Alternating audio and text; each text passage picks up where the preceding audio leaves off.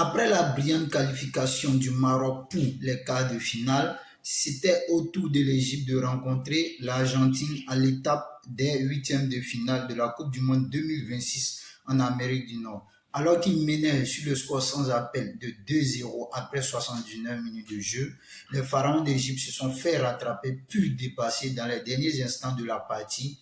Euh, Au vu de la physionomie du match, je pense qu'ils n'ont pas démérité, mais ils pouvaient créer le hold-up parfait. Malheureusement, ils n'ont pas pu gérer les matchs comme certaines nations africaines qui se sont fait sortir plus tôt.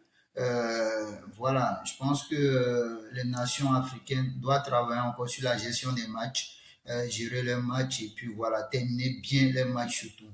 Parce que au vu des différentes rencontres que les pays africains éliminés plus tôt, comme je le disais tantôt, il y a eu ce problème de gestion de match. Sinon, dans le jeu, ça a été productif pour l'Égypte.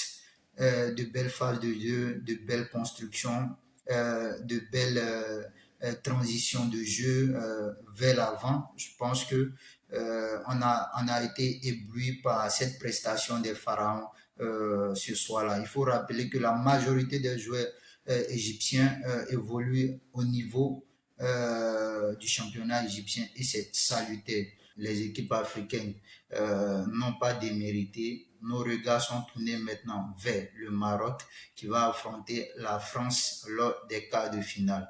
Le Maroc reste encore euh, sur son excellent parcours avec, voilà, pourquoi pas aller encore chercher le dernier carré comme l'édition passée et pourquoi pas essayer de terminer sur le podium, même remporter la Coupe du Monde. Tout est possible avec le Maroc. Force à eux et puis voilà, l'Afrique soutient.